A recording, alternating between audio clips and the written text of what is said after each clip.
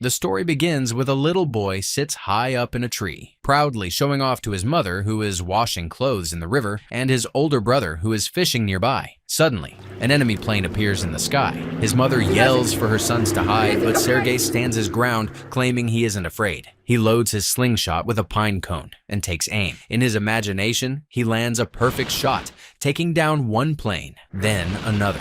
Overwhelmed with excitement, he calls out to his mother and brother, but they aren't there anymore. The scene fades. It was just a dream. The harsh reality crashes back as a neighbor shakes him awake, urging him to run. His family has been killed, accused of helping the partisans. If the enemy finds him, he'll suffer the same fate. Before they can escape, soldiers with rifles appear. The woman has no time. She shoves little Sergei out the window, sacrificing herself as gunfire tears through the house. Sergei runs, the sound of gunshots and burning homes fading behind him as he stumbles into the forest. A 6-year-old, lost, terrified, and alone. He refuses to believe his mother is gone. He keeps calling for her, but only silence answers. By morning, thirst drives him to a riverbank, but enemy soldiers arrive, forcing him to hide. Pressed against the roots of a tree, he barely breathes. Then, something moves. A snake slithers just inches from his face. His heart pounds. If he screams, he's dead. He clenches his fists, holding his breath until the danger passes. He survives, but hunger gnaws at him. He scours the ground for scraps of food left by the soldiers. It's barely enough, but he pushes forward, his small body weak and exhausted. Through mud and swamps, he trudges on. The roar of artillery fills the air, shaking the ground beneath his feet. At night, shadows in the forest morph into creatures, taunting him. He shouts at them, daring them to come closer, to see that he isn't afraid. The only peace he finds is in his dreams, where his mother pours fresh milk for him and his brother. But his strength is failing. His legs give out. He can barely keep his eyes open. In a daze, he sees a small hedgehog scurrying nearby and whispers, asking it to find help. At the last moment, help comes.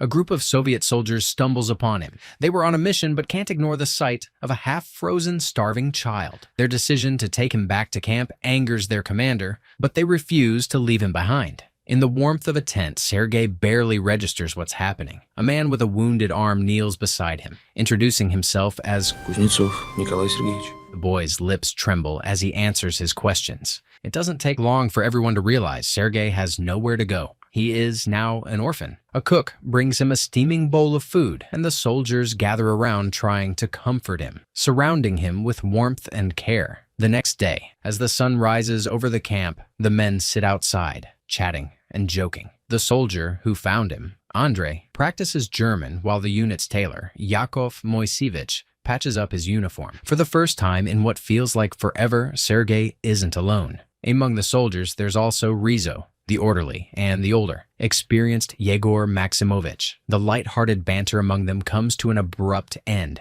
as an enemy attack interrupts their conversation.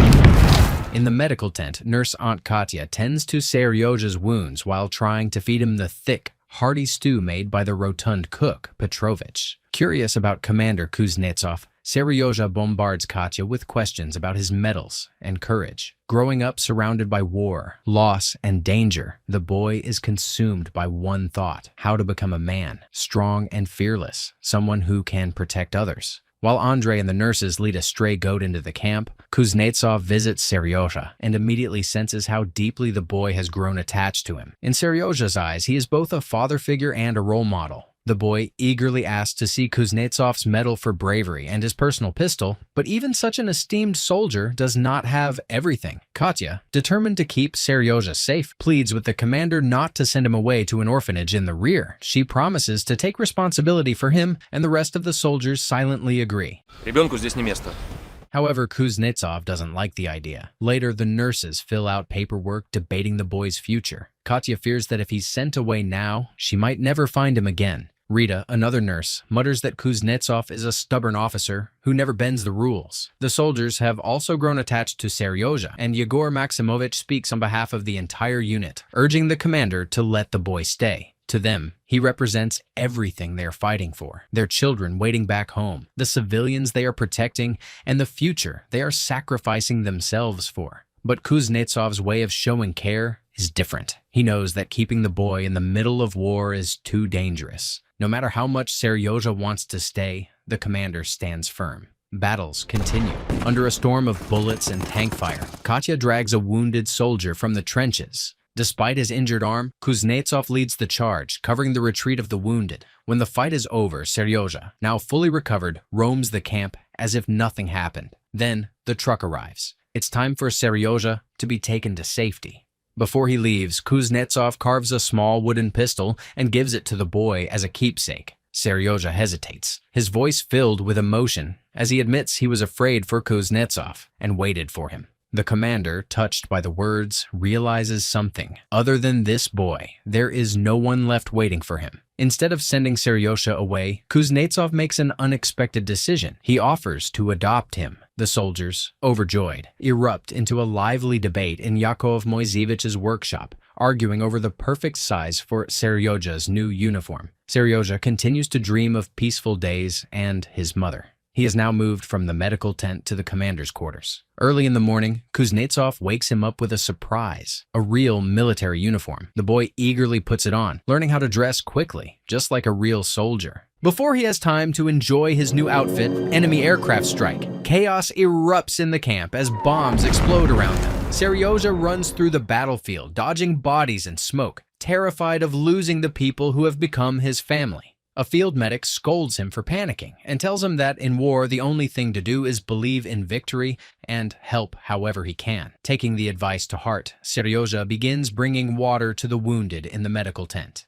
One soldier with damaged eyes asks him to read a letter from home, but the boy doesn't know how to read. Thinking quickly, he makes up a heartwarming story instead, bringing laughter to the soldiers. Then he sings a song for them,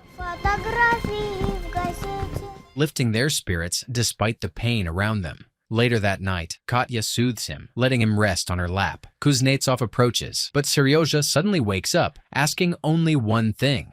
Did they defeat the enemy? He has started calling Kuznetsov Papa. The boy proudly shares his progress in overcoming fear and declares that he wants to be Kuznetsov's assistant, his personal orderly. Understanding that everyone has their role in war, he asks who made his uniform, eager to thank them. They walk through the camp and reach the ruins of Yakov Moiseevich's tent. Seryoja continues to mimic the soldiers, shaving, saluting, and preparing for his first real duty. Kuznetsov finally gives him an official task, delivering mail to the different units. The soldiers are overjoyed when they receive letters from home. As part of tradition, those who get mail must dance the Barinya as a celebration, something Seryoja finds both amusing and heartwarming. One day, while wandering near the river with binoculars, he spots something unusual, a foot sticking out from a haystack. Rushing back to camp, he reports it to Andrei and convinces the scouts to investigate. Meanwhile, Kuznetsov and his driver pick up Katya and Rita, who were out collecting berries. Rita playfully asks Kuznetsov who is waiting for him back home, but he simply states that he has no one. The scouts reach the haystack and set it on fire, forcing out two hidden enemy scouts who are quickly captured. Seryoja returns to his male duties, but feels a heavy weight in his heart when he realizes that not all the soldiers make it back to receive their letters and dance. His efforts do not go unnoticed, and he longs to have a real weapon and an official rank. Finally, the adoption papers arrive. Seryoja is officially staying with the regiment. Excited, Kuznetsov and Seryoja hurry to share the news with Katya. They find her by the river, but they're not the only ones looking for her. A soldier has been pursuing her with unwanted attention, and just as she grows uncomfortable,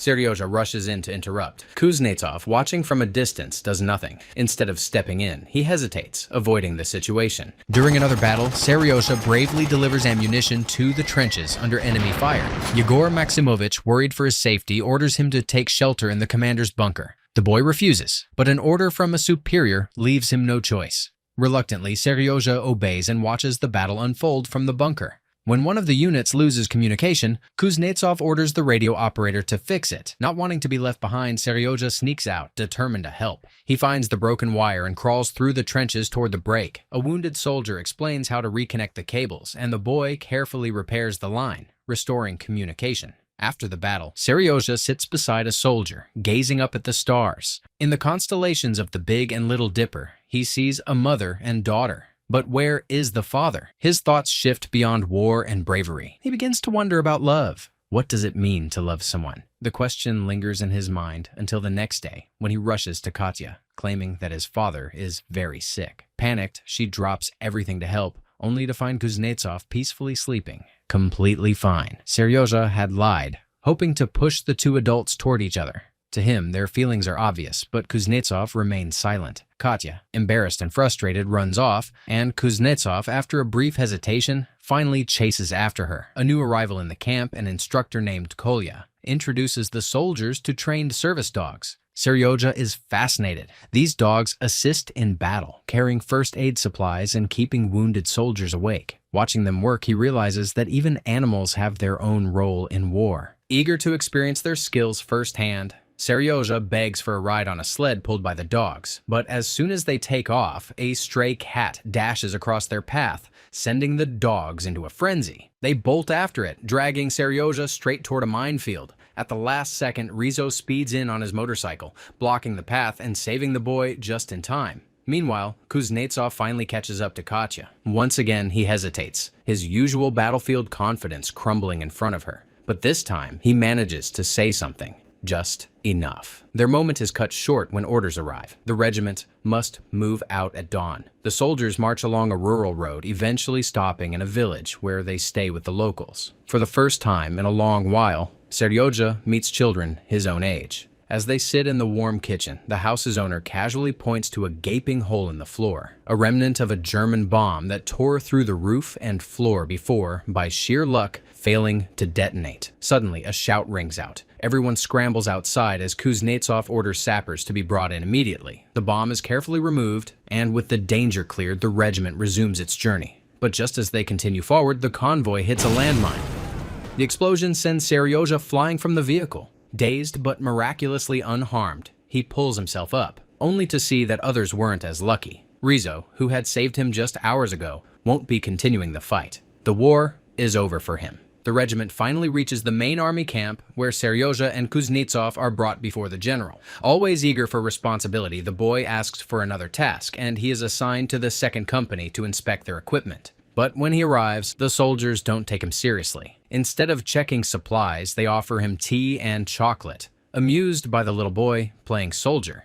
Yet Seryozha, determined to prove himself, refuses the treats. When the time comes, the 2nd Company lines up, ready for inspection. Seryozha doesn't know how to write, but the resourceful boy finds a way around it. He asks an officer to write a list of soldiers with torn boots for him, making sure they get replacements. The general is pleased with his initiative, but Seryozha sees an even bigger opportunity. Without hesitation, he turns to the high-ranking officer and makes a bold request, asking for official permission to let his papa and their Katya get married. The division is honored with the title of Guards, a prestigious recognition of their bravery. Seryozha, ever the dreamer, imagines himself stepping forward, receiving a Medal of Honor in front of all his comrades. As he walks past the ranks, he sees the faces of those who have become his family. Andrei, who first found him, kind-hearted Rizzo, wise Yakov Moisevich, and many others, both living and fallen. In his mind, they all look at him with pride.